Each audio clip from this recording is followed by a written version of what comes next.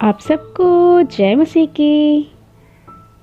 आज का वचन लेव्य व्यवस्था अध्याय 6।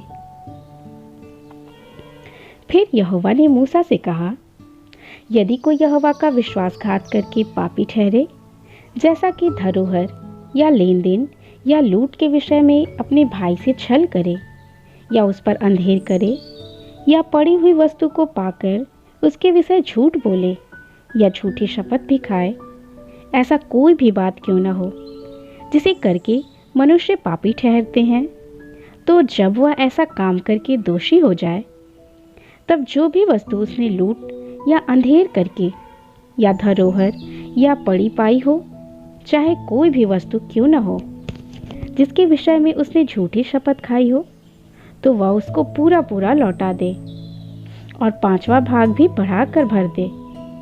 जिस दिन यह मालूम हो कि वह दोषी है, उसी दिन वह उस वस्तु को उसके स्वामी को लौटा दे और वह यहोवा के सम्मुख अपना दोष बलि भी ले आए।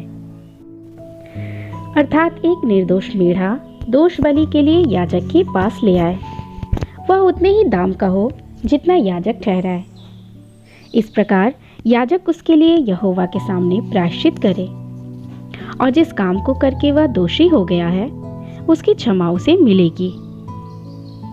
फिर यहोवा ने मूसा से कहा, हारून और उसके पुत्रों को आज्ञा देकर यह कह कि होम बलि की व्यवस्था यह है, होम बलि ईंधन के ऊपर रात भर भोर तक वेदी पर पड़ा रहे और वेदी की अग्नि वेदी पर जलती रहे, और याजक अपने सनी के वस्त्र और अपने तन पर अपनी सनी की जांघिया पहनकर होम बलि की राख जो आग के भस्म करने से वेदी पर रह जाए, उसे उठाकर वेदी के पास रखे। तब वह अपने ये वस्त्र उतारकर दूसरे वस्त्र पहनकर राख को छावनी से बाहर किसी शुद्ध स्थान पर ले जाए।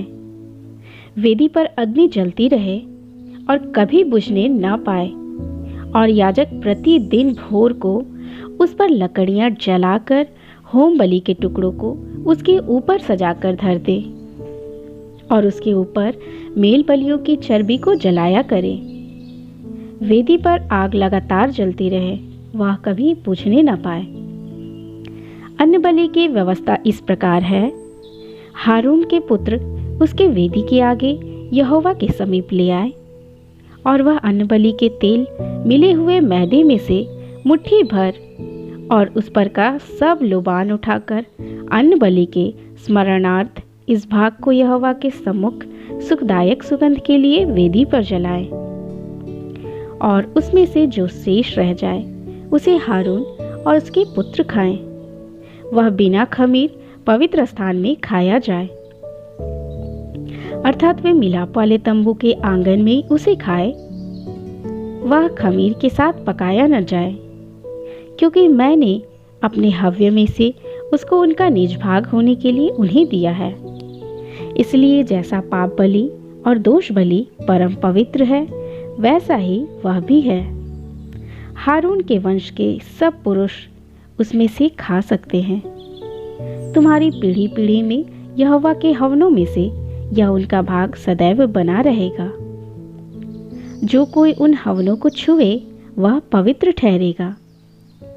फिर यहोवा ने मूसा से कहा, जिस दिन हारून का अभिषेक हो, उस दिन वह अपने पुत्रों के साथ यहोवा को यह चढ़ावा चढ़ाए, अर्थात एपा का 10वां भाग मैदा नित्य अन्न बलि में चढ़ाए। उसमें से आधा भोर को और आधा संध्या के समय चढ़ाए। वह तवे पर तेल के साथ पकाया जाए। जब वह तेल से तर हो जाए, तब उसे ले आना। इस अन्न बलि के पके हुए टुकड़े यहोवा के सुगंधदायक सुगंध के लिए चढ़ाना। हारून के पुत्रों में से जो भी उस याजक पद पर अभिषिक्त होगा, वह भी उसी प्रकार का चढ़ावा चढ़ाया करे। यह विधि सदा के लिए है कि यहोवा के सम्मुख वह संपूर्ण चढ़ावा जलाया जाए। याजक के संपूर्ण अन्न बलि भी सब जलाए जाए, वह कभी न खाया जाए। फिर यहोवा ने मूसा से कहा, हारून और उसके पुत्रों से यह कह कि पाप बलि की व्यवस्था यह है, जिस प्रकार से होम बलि पशु वध किया जाता है, उसी में पाप बलि पशु भी यहोवा के सम्मुख बलि किया जाए। वह परम पवित्र है। जो याजक पाप बलि चढ़ावे वह उसे खाए। वह पवित्र स्थान में अर्थात मिलाप वाले तंबू के आंगन में खाया जाए।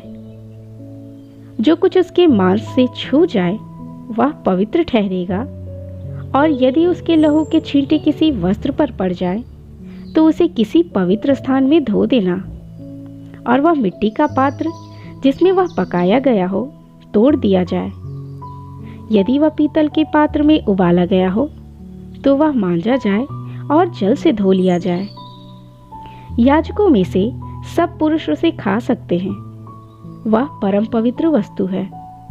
पर जिस पर पाप बलि पशु के लहू में से कुछ भी लहू मिलाप वाले तंबू के भीतर पवित्र स्थान में प्रायश्चित करने को पहुंचाया जाए, उसका मांस कभी न खाया जाए। वह आग में जला दिया जाए।